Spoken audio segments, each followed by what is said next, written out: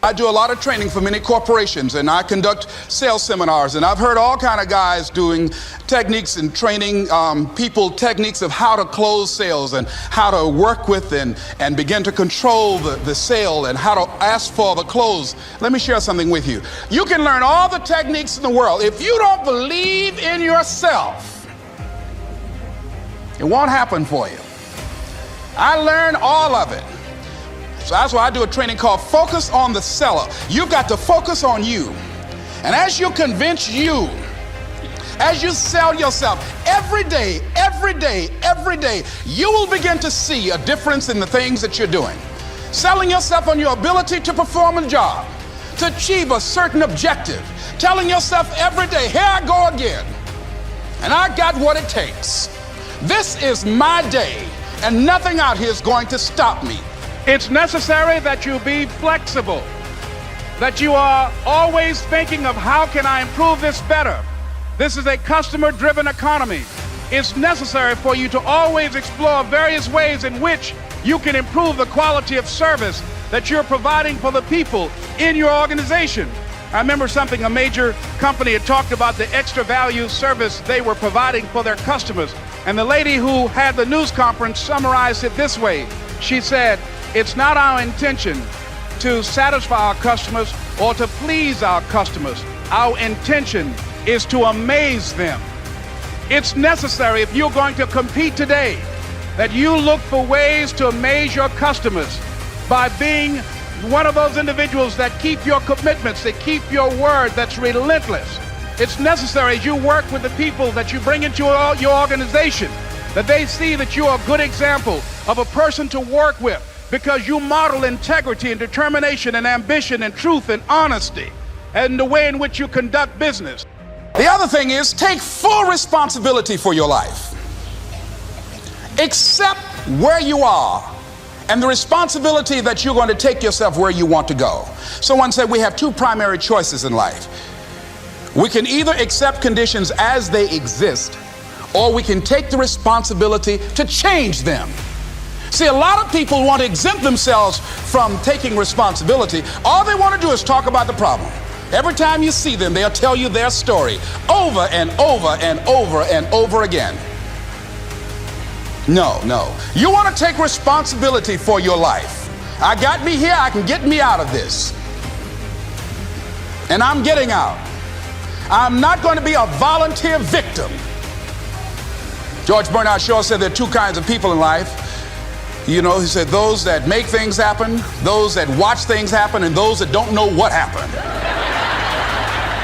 And he said the people that get along in this life look around for the circumstances that they want, and if they can't find them, they make them. They create them.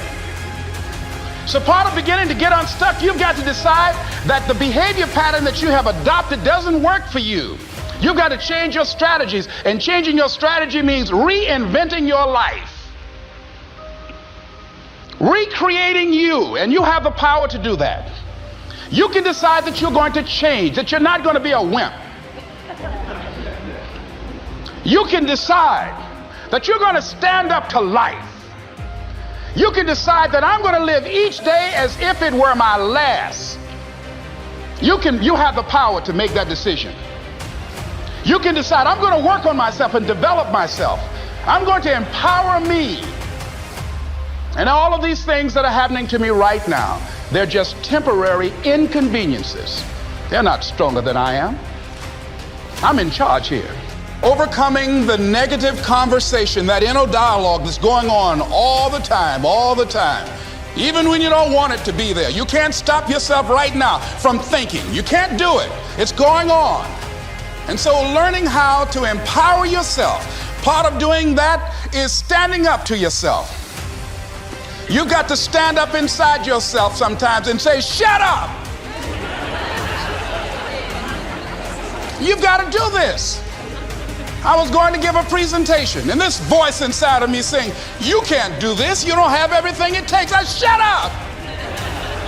I'm behind on my bills, and you're telling me what I can't do. I have got to do it. You'll get scared sometimes. Your mind will go blank on you. Some people you will allow to unnerve you. And you wonder, what's wrong with me? I'm not crazy. That's why you've got to learn to make a conscious, deliberate, determined effort to stand up inside yourself. Working on yourself, watching that inner dialogue, it will determine the quality of your life. Next thing is that you've got to activate the thinker in you. Don't allow your emotions to control you. We are emotional, but you want to begin to discipline your emotion. If you don't discipline and contain your emotions, they will use you. Your mind goes on automatic, just like a guard. You know, I loved reading the book called As a Man Thinketh by James Allen. He uses the analogy of the mind being like a garden. You know, weeds don't have to have any encouragement to grow. You don't have to water them. They don't have to get sunshine. They don't have to have fertile ground. They will grow through the cracks of a sidewalk. Am I right? But if you want to grow orchids or roses or any kind of exotic flowers, there are special processes and procedures you must go through. Well, by the same token, you don't have to force yourself or motivate yourself to think negatively, to be depressed, to hate somebody, to want revenge, to want to get back at somebody, to beat yourself up over the head, to feel loaded with guilt. You don't have to make any effort to do that. Your mind is on automatic. It will do that by itself. But if you want to begin to move into your own personal greatness, if you want to begin to really enjoy a happy, successful, healthy life, you've got to be willing to go against the tide. You've got to be willing to harness your will and say, in spite of this, I'm in control here. I'm not going to let this get me down. I'm not going to let this destroy me. I'm coming back. And I'll be stronger and better because of it. You have got to make a declaration that this is what you stand for. You're standing up for your dreams. You're standing up for peace of mind. You're standing up for health. You want it, and you're going to go all out to have it. It's not going to be easy. When you want to change, it's not easy. If it were in fact easy, everybody would do it. But if you're serious, you'll go all out. How good you are, I don't care how talented you are. I don't care how much you work on yourself. There are some times when things aren't going to go right.